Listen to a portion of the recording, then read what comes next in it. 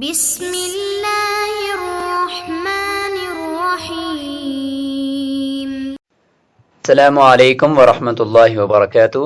اعوذ باللہ من الشیطان الرجیم، بسم اللہ الرحمن الرحیم۔ وَلِلَّهِ عَلَى النَّاسِ حِجُّ الْبَيْتِ مَنِ اسْتَطَاعَ إِلَيْهِ سَبِيلًا۔ معزز طلبہ، کیسے ہیں؟ سب خیر و عافیت سے ہیں؟ سبق نمبر 146، اور اس سبق میں ہم کتاب الحج کو شروع کرنے جا رہے ہیں، اور کتاب الحج میں آج ہم حج کی فرضیت اور اس کے ابتدائی احکامات کو پڑھتے ہیں۔ اور جیسے کہ آیت آپ کے سامنے پڑھی گئی، وَلِلَّهِ عَلَى النَّاسِ حِجُّ الْبَيْتِ مَنِ اسْتَطَاعَ إِلَيْهِ سَبِيلًا، کہ اللہ تعالیٰ کی طرف سے لوگوں کے اوپر بیت اللہ کا حج فرض کر دیا گیا ہے۔ تو حج کی فرضیت، اس کے جو احکامات ہیں، وہ انشاءاللہ حصہ اول ہے، یہ اس کے اندر انشاءاللہ ہم بیان کرتے ہیں۔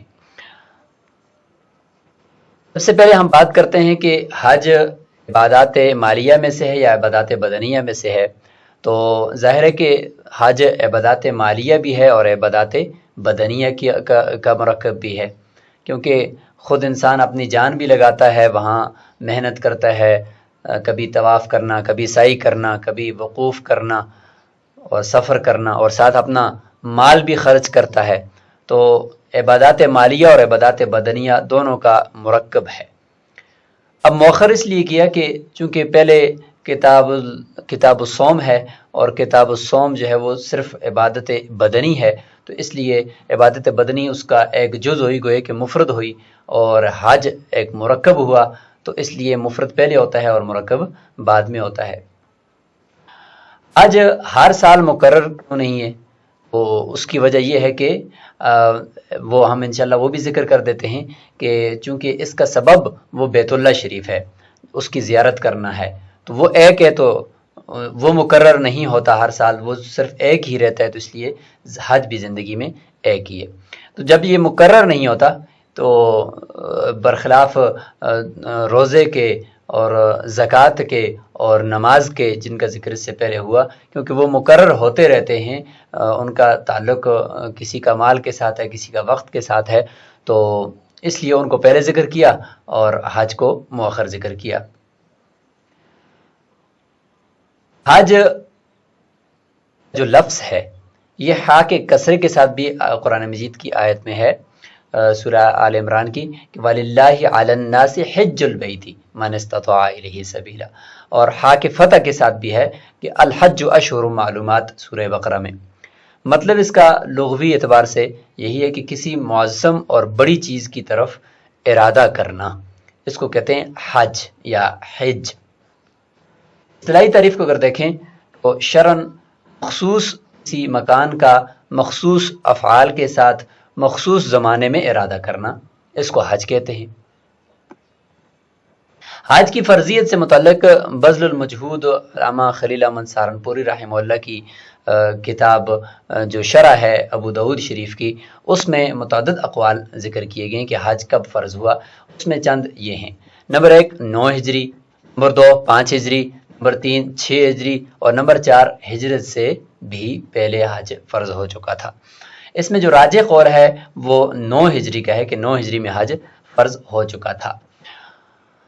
اور رسول اللہ صلی اللہ علیہ وسلم نے فریضہ حج 10 ہجری میں ادا فرمایا، اور اسی کو حجۃ الوداع بھی کہتے ہیں۔ حضرت ابوبکر صدیق رضی اللہ تعالیٰ عنہ نے 9 ہجری میں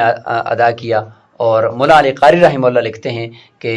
ان کے نزدیک اسی سال یعنی 9 ہجری کو ہی حج فرض ہو گیا تھا، اور اس سال حضرت ابوبکر صدیق رضی اللہ تعالیٰ عنہ نے فرمایا، اور امیر حج تھے، اور یعنی انہوں نے حج کیا، اور 10 ہجری کو رسول اللہ صلی اللہ علیہ وسلم نے حج فرمایا۔ آپ صلی اللہ علیہ وسلم نے ہجرت سے پہلے حج کیے یا نہیں کیے، تو اس حوالے سے مختلف اقوال ہیں۔ بعض فرماتے ہیں 3 حج کیے، بعض فرماتے ہیں 2 حج کیے، بعض فرماتے ہیں کہ بے شمار حج کیے، جیسے کہ اس میں علامہ ابن جوزی رحمہ اللہ فرماتے ہیں کہ بہت سے حج رسول اللہ صلی اللہ علیہ وسلم نے ہجرت سے پہلے فرمائے۔ پہلی امتوں پر حج فرض تھا یا نہیں تھا، اس حوالے سے 2 اقوال ملتے ہیں، بلکہ 3 ہیں، 2 مشہور ہیں۔ ایک قول تو یہ ہے کہ کئی امتوں پر حج فرض تھا اور وہ بھی کرتی رہتی تھی. امام ابن حجر اس قول کے قائل ہیں. اور نمبر 2، حج کی فرضیت صرف اسی امت کی خصوصیت ہے، پچھلی امتوں کے اندر حج کی فرضیت نہیں تھی. اور ایک قول کے مطابق حج کی فرضیت سابقہ تمام انبیاء کرام پر تھی لیکن ان کی امتوں پر نہ تھی، کیونکہ حضرت آدم علیہ السلام کے بارے میں آتا ہے کہ وہ ہندوستان سے پیدل چل کر 40 حج انہوں نے فرمائے تھے. اس طریقے سے کتابوں میں لکھا ہے کہ باقی انبیاء نے بھی حج کیے ہیں. تو اس سے پھر یہ قول ملتا ہے کہ انبیاء کے اوپر تو حج فرض تھا لیکن ان کی امتوں پر نہیں تھا. جس امت پر حج فرض کیا گیا وہ یہی آخری امت محمدیہ ہے صلی اللہ علیہ وسلم. حج کی فرضیت کتاب اللہ، سنت اور اجماع سب سے ثابت ہے، جیسے کہ یہ آیت وَلِلَّهِ عَلَى النَّاسِ حِجُّ الْبَيْتِ مَنِ اسْتَطَاعَ إِلَيْهِ سَبِيلًا اور الحج اشہر معلومات مشہور تفصیلی دوسرے پارے کے اندر رکوع ہے سورہ بقرہ کا. اور بنی الاسلام علی خمس شہادت اللہ الہ الا اللہ وان محمد رسول اللہ واقام الصلاۃ اور ایتاء الزکاۃ وصوم رمضان اور بحج البیت او کما قال علیہ الصلوۃ والسلام. تو اس روایت کے اندر بھی اس طریقے سے اور بھی بہت ساری روایات ہیں جس میں حج کی فرضیت معلوم ہوتی ہے. اور اجماع بھی ہے کیونکہ رسول اللہ صلی اللہ علیہ وسلم سے لے کر آج تک امت کا اس پر اجماع ہے اور ہر سال ایک بہت بڑا جمع غفیر امت کا وہ حج کی ادائیگی کے لیے بیت اللہ تشریف لے جاتا ہے. کتاب الحج. الحج واجب على الأحرار البالغين العقلاء الأصحاء إذا قدروا على الزاد والراحلة. حج واجب ہے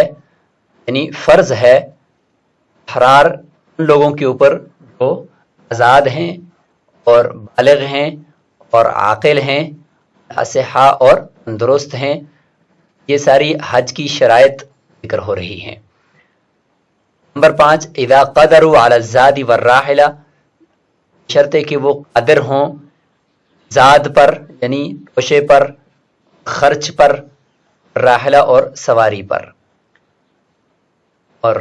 ساتھ ہی یہ شرط بھی کہ فاضلا عن المسکن، وہ جو توشہ ہے اور وہ جو ان کا خرچ ہے حج کا وہ ان کی رہائش سے ایک زائد ہونا چاہیے. ما لا بد منہ، اور ضروری جو گھریلو ضروریات ہیں ان سے اضافی ہونا چاہیے. عن نفقۃ عیالہ، اور اپنے فیملی کے نفقے سے اور خرچ سے بھی اضافی ہونا چاہیے. الی حین عودہ، حج سے واپس لوٹنے تک ان کا عیال کا خرچہ ہے اس سے اضافی اس کے پاس یہ خرچ موجود ہو. کان الطریق آمنا، اور اگلی شرط یہ ہے کہ راستہ بھی امن والا ہو. تو اس میں 6 یا 7 شرائط حج فرض ہونے کی، واجب ہونے کی ذکر فرمائی ہیں کہ آزاد ہونا چاہیے، بالغ ہونا چاہیے، عاقل ہونا چاہیے اور تندرست. ہر ایک شرط کے متعلق انشاءاللہ تفصیل آ رہی ہے. اور سواری کا خرچ اور ساتھ ہی سفر کے اخراجات اس کے پاس ہونے چاہیے. اور جہاز کا ٹکٹ کا ویزا اور اس کے اخراجات، باقی سفر کا جتنا خرچہ ہے وہ سارے کا سارا ہونا چاہیے. اور وہ اس کی رہائش اور اس کی ضروریات اور اس کے خاندانی اخراجات سے اضافی ہو. کان الطریق آمنا، اور راستہ بھی امن والا ہو اور راستے کی طرف سے کوئی رکاوٹ بھی نہ ہو. تو ان سب صورتوں کے اندر اگر کسی کے اندر یہ ساری شرائط پائی جائیں تو اس کے اوپر حج زندگی میں ایک بار فرض ہو جاتا ہے. وصفہ بالوجوب، وطن کے اندر دیکھیں تو واجب کہا ہے حج کو، حج کے ساتھ اس کو بیان کیا، حج کو واجب ہونے کے ساتھ بیان کیا ہے. حالانکہ وہ فریضۃ محکمۃ ثبتت فرضیتہ بالکتاب، کیونکہ یہ ایک ایسا فریضہ ہے جو محکمہ ہے اور اس کے اندر کسی شک و شبے کی گنجائش نہیں ہے. اور اس کی فرضیت کتاب اللہ سے بھی ثابت ہے. اللہ تعالیٰ کا یہ فرمان وَلِلَّهِ عَلَى النَّاسِ حِجُّ الْبَيْتِ مَنِ اسْتَطَاعَ إِلَيْهِ سَبِيلًا، کہ اللہ تعالیٰ کی طرف سے لوگوں پر حج فرض ہے اس شخص کے اوپر جو اس تک یعنی وہاں تک پہنچنے کا کی استطاعت رکھتا ہو. وَلَا يَجِبُ فِي الْعُمْرِ إِلَّا مَرَّةً وَاحِدَةً. اور اچھا واجب پھر کیوں کہا؟ حالانکہ یہ فریضہ ہے، واجب اور فرض عمل کے اعتبار سے تو ایک ہی چیز ہیں، اور دوسرا یہ کہ واجب کہنے کا مطلب کہ یہ اس کا جو وجوب ہے وہ دلیل قطعی سے ثابت ہے۔ تو وجوب دو قسم کا ہوتا ہے، دلیل ظنی سے ہو تو وہ صرف واجب ہوتا ہے، اور اگر دلیل قطعی سے ہو تو پھر وہ فرض بھی ہوتا ہے ساتھ ساتھ۔ تو ولا یجب فی العمر الا مرۃ واحدہ، عمر کے اندر صرف ایک ہی مرتبہ حج انسان کے اوپر کرنا فرض ہے، لأنہ علیہ السلام قیل لہ، رسول اللہ صلی اللہ علیہ وسلم سے کہا گیا کہ الحج فی کل عام ام مرۃ واحدہ، حج ہر سال کرنا ہے یا صرف ایک ہی مرتبہ کرنا ہے؟ فقال، فرمایا لا مرۃ واحدہ ما زاد فهو تطوع، ایک ہی مرتبہ ہے، اور اس سے زیادہ ہو تو پھر وہ کوئی کرتا ہے تو وہ نفلی حج ہوگا۔ ابو داؤد شریف میں حضرت عبداللہ بن عباس رضی اللہ عنہ سے روایت ہے کہ اقرا بن حابس رضی اللہ عنہ نے سوال کیا تھا رسول اللہ صلی اللہ علیہ وسلم سے، یا رسول اللہ الحج فی کل سنۃ او مرۃ؟ قال بل مرۃ واحدہ فمن زاد فهو تطوع، اس نمبر 1721 ہے، اور باب فرض الحج کے اندر یہ روایت موجود ہے۔ اور عقلی دلیل کی ولی ان سببہ البیت، یہ حج کا جو سبب ہے وہ بیت اللہ شریف ہے، وانه لا يتعدد، وہ متعدد نہیں ہوتا، ایک ہی ہے اور ہمیشہ ایک ہی رہتا ہے، فلا يتکرر الوجوب، حج کا جو وجوب ہے اور فرضیت ہے وہ بھی مقرر نہیں ہوگی۔ ثم هو واجب علی الفور ابی یوسف رحمہ اللہ، اب حج اگر کسی کے اوپر فرض ہو گیا، اس کے اوپر زاد اور راحلہ آ گئی، تو کیا اس کے اوپر حج فوری طور پر کرنا، اسی سال کرنا فرض ہے، ضروری ہے، یا بعد میں بھی کر سکتا ہے؟ تو اس میں مختلف اقوال ہیں ائمہ کے۔ امام ابو یوسف رحمہ اللہ فرماتے ہیں کہ فوری طور پر کر دے، اگر تاخیر کرے گا تو گناہ گار ہوگا۔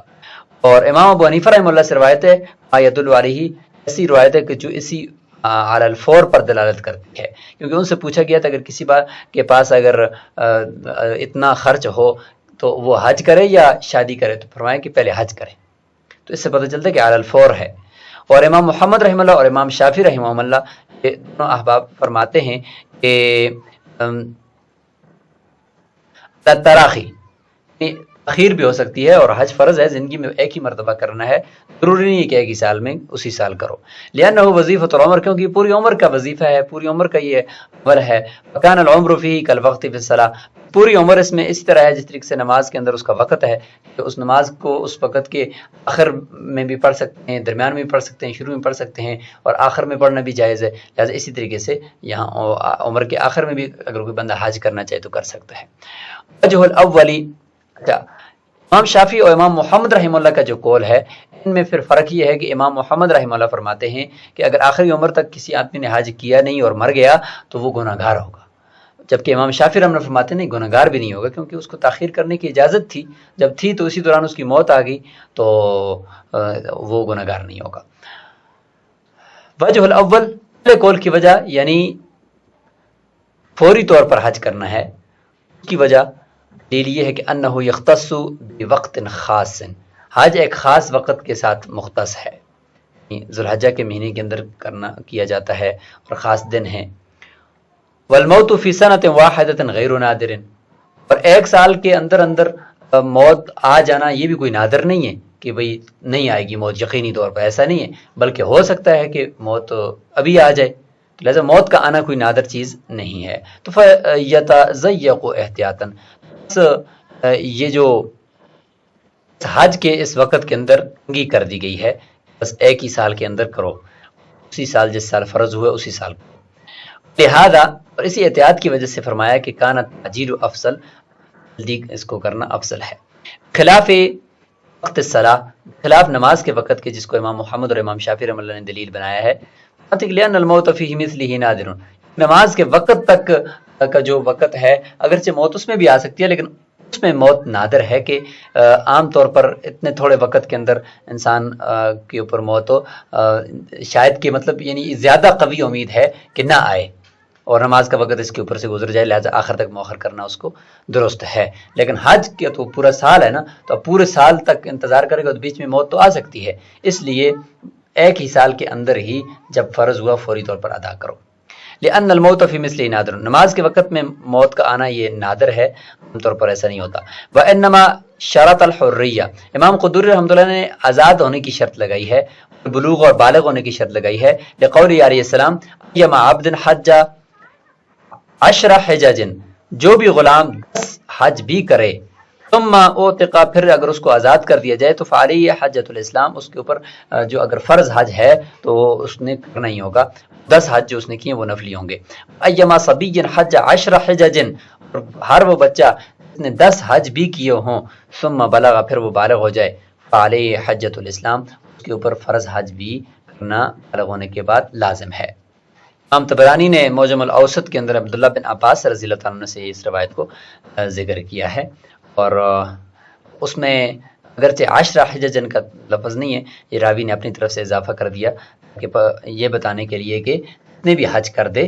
تو بعد میں اس نے حج فرض کرنا ہی ہوگا. حدیث نمبر 2752 اور اسی طریقے سے صفحہ نمبر ہے، اور حدیث نمبر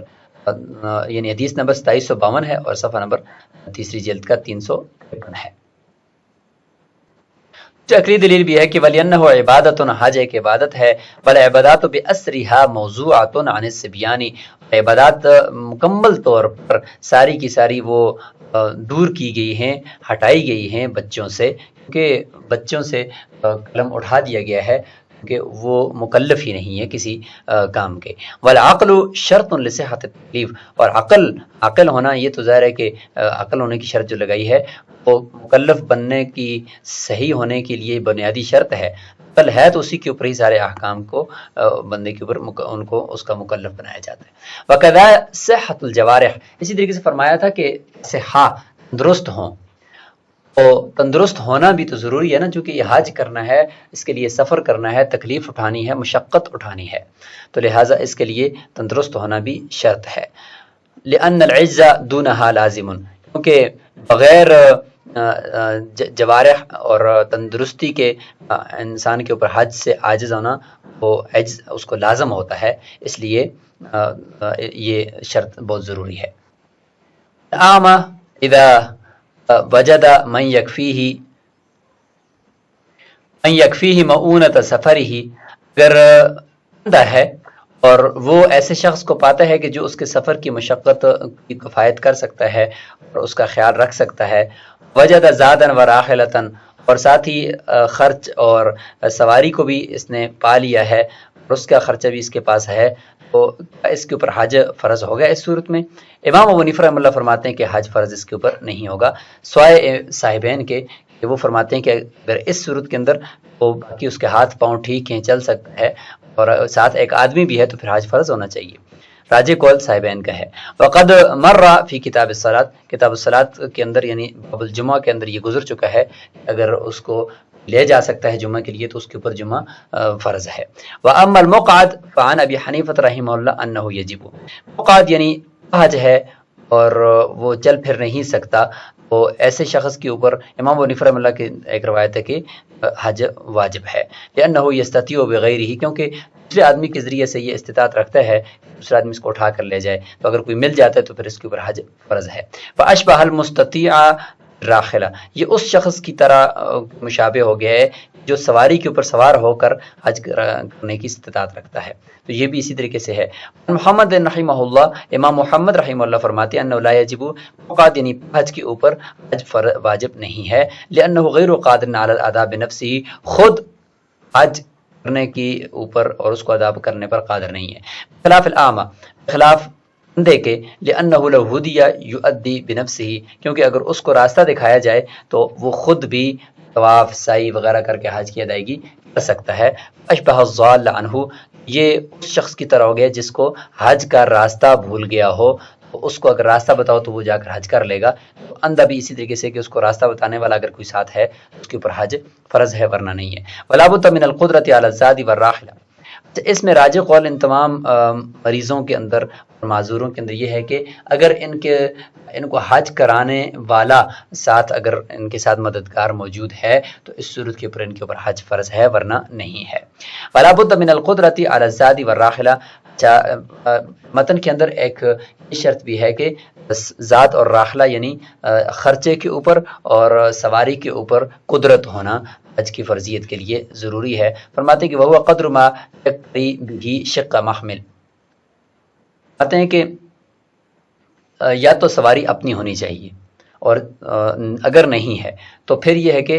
وہ جو جہاز کی سیٹ ہے اور اس کا جو خرچ ہے وہ، اور پرانے زمانے کے اندر چونکہ اونٹ کے اوپر، گھوڑوں کے اوپر سواری کی جاتی تھی، تو فرماتے ہیں کہ اونٹ کے جو اوپر دو بوجھ ہوتے ہیں ان میں سے ایک جانب محمل یعنی اس کا جو کجاوا ہے اس کے ایک جانب کا کرایہ اس کے پاس ہو، یہ اس کے پاس سمجھ لیں کہ وہ یہ راحلہ ہے، اور اوراسا زاملہ، یہ کہ ایک اونٹنی کا کرایہ، زاملہ اس اونٹنی کو جس کے اوپر سامان لاد کر لے کر جاتے ہیں، اس کا کرایہ اگر اس کے پاس ہے بیت اللہ شریف تک لے جانے کے لیے، تو اس کو کہتے ہیں کہ اس کے پاس یہ راحلہ موجود ہے اور یہ اس کے پاس قدرت ہے۔ اور ایک جانب یعنی اگر وہ خود بیٹھ جائے گا، یا ایک جانب وہ اگر اس کے پاس تھوڑا بہت سامان ہے، تو صرف ایک جانب کا کرایہ اگر اس کے پاس ہے، یعنی سمجھ لیں کہ اونٹ کے اوپر 2 سیٹیں ہیں تو ایک سیٹ کا کرایہ اس کے پاس اگر ہے تو یہ اس کو یہ کہا جائے گا کہ اس کے پاس راحلہ موجود ہے، اور یہ شرط پائے گی۔ اور زاد، یہ لفظ نشر غیر مرتب ہے، پیچھے ذکر تھا زادی ور راحلہ، آگے راحلہ کا ذکر پہلے کیا اور زاد کا نے کیا، یہاں پہ دیکھیں یہ راحلہ کا ذکر پہلے کر دیا، زاد کا، اس کو کہتے ہیں لفظ نشر غیر مرتب۔ قدر النفقتی ذاہبا جائین، اور جتنا خرچ ہے آنے کا اور جانے کا، جانے اور آنے دونوں کا خرچہ اس کے پاس ہو، تو اس کو کہتے ہیں کہ اس کے پاس زاد موجود ہے۔ لأنہ علیہ السلام سئل عن السبیل الیہ، قرآن کی اس آیت میں کہ من استطاع الیہ سبیلا، سبیل سے کیا مراد ہے کہ جس کے پاس یہ سبیل ہو تو وہ اس کے اوپر حج فرض ہے، تو آپ صلی اللہ علیہ وسلم نے جواب دیا کہ الزاد والراحلہ، زاد اور راحلہ اگر کسی کے پاس موجود ہے، توشہ اور خرچ اور ساتھ ہی سواری کا کرایہ، تو ایسے شخص کے اوپر حج فرض ہے۔ وَإِنْ أَمْكَنَهُ أَنْ يَقْتَرِيَ عَقَبَةً، اگر اس کے پاس اس چیز کا امکان ہے کہ وہ کرایہ باری باری سوار ہونے کا اس کے پاس ہے، یعنی جو مالک ہے گاڑی کا یا مالک ہے سواری کا اونٹ کا، وہ یہ کہتے ہیں کہ بھائی آپ اگر آپ کے پاس کرایہ کم ہے تو اتنی ٹائم تک میں بیٹھا رہوں گا دن میں، اور اتنے ٹائم تک آپ پیدل چلیں گے، اور اس کے بعد پھر آپ سوار ہوں گے اور میں پیدل چلتا رہوں گا، تو باری باری بیٹھنے کا کرایہ اس کے پاس موجود ہے، پوری سواری بیت اللہ تک لے جانے کا کرایہ اس کے پاس موجود نہیں ہے۔ فلا شیء علیہ، تو اس صورت کے اندر اس کے اوپر حج فرض نہیں ہوگا، لأنہما اذا کان یتعاقبان، اس لیے کہ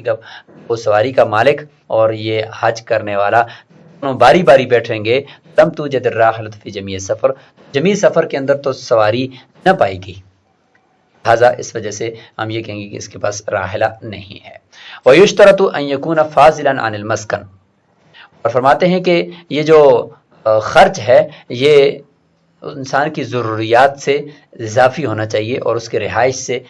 کا جو خرچہ ہے، مکان کا کرایہ ہے وغیرہ، ان سے اضافی ہونا چاہیے۔ وَأَمَّا لَا بُدَّ مِنْهُ، اور اسی طریقے سے جو ضروری اشیاء ہیں، یہ ضروریات ہیں انسان کی ضروریات زندگی، ان سے اضافی ہونا چاہیے، کل خادم، جیسے کہ غلام ہوتا ہے، اس سے اضافی۔ اثاث البیت وثیابہ، گھر کے جو سامان ہے، کپڑے ہیں، اس سے اضافی ہی ہونا چاہیے، لأن هذه الاشیاء مشغولۃ بالحاجۃ الاصلیہ، کیونکہ یہ حاجت اصلیہ کے ساتھ مشغول چیزیں ہیں، لہذا ان کو نہیں دیکھا جائے گا۔ ویشترط ان یکون فاصلا عن نفقۃ عیالہ الی حین عودہ، اور یہ بھی شرط ہے وہ جو حج کا خرچ اس کے پاس جمع ہے، اس کے خاندان اور اس کے گھر والوں کے خرچے سے اس کے واپس لوٹنے تک سے بھی اضافی ہونا چاہیے، یعنی پیچھے گھر کے اندر اتنا خرچ ہو کہ یہ اگر حج کر کے واپس آئے تو وہ خرچ پیچھے ختم نہ ہو، اور یہ جو خرچ لے کر حج کے لیے جا رہا ہے یہ سب سے اضافی ہو۔ لأن النفقۃ حق مستحق للمرأة، کیونکہ جو خرچہ ہے وہ لازمی حق ہے عورت کا بھی، حق العبد مقدم علی الحق شرع بامرہ، اور شریعت نے کا جو حق ہے، وہ شریعت کا حق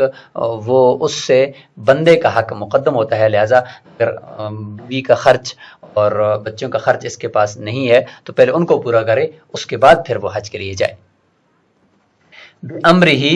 اللہ تعالیٰ نے باقاعدہ حکم دیا ہے کہ بندوں کا حق جو ہے وہ پہلے ادا کیے جائے، جیسے قرآن میں ہے قد فصل لکم ما حرم علیکم الا ما اضطررتم الیہ، سورہ انعام کی آیت نمبر 119 ہے کہ اللہ تعالیٰ نے تمہارے لیے باقی تو تفصیل سے بیان کر دیا گیا ہے، اور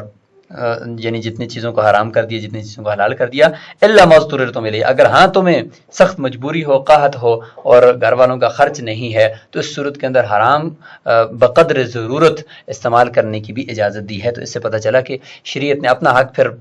مؤخر کر دیا اور بندوں کا حق مقدم کر کے کہا کہ اب اگرچہ یہ چیز اگر حرام بھی ہو تو آپ استعمال بقدر ضرورت کر سکتے ہیں۔ تو اس سے پتہ چلتا ہے کہ شریعت نے بندوں کا حق لے کیا، لہٰذا اگر خرچہ نہیں ہے تو پھر حج کرنے کے لیے نہ جائے۔ وَلَيْسَ مِنْ شَرْطِ الْوُجُوبِ عَلَى أَهْلِ مَكَّةَ وَمَنْ حَوْلَهُمْ رَاحِلَةٌ، فرماتے ہیں کہ اہل مکہ اور اس کے ارد گرد جو قریب رہنے والے لوگ ہیں ان کے اوپر حج فرض ہونے کے لیے سواری شرط نہیں ہے۔ انه لا تلحقهم مشقة زائدة في الاداء، کیونکہ وہ پیدل جا کر بھی ادا کر سکتے ہیں حج کو، ان کو کوئی زائد مشقت لاحق نہیں ہوگی۔ فاشبہ السعی الى الجمعہ، یہ جمعے کی طرف سعی کے مشابہ ہوگی، جس طریقے سے اس میں کوئی مشقت نہیں ہے تو اس میں بھی نہیں ہے، لہذا وہ بھی فرض ہے ان کے اوپر یہ بھی ہے، اور اس میں راحلہ کی شرط نہیں ہے۔ اس سبق کو یہیں روک لیتے ہیں، اگلے سبق کے اندر انشاءاللہ ہم مزید کچھ حج کے مسائل اور حج کے فرض ہونے کے متعلق تفصیل اور کچھ جدید مسائل کو لے کر حاضر ہوں گے۔ السلام علیکم۔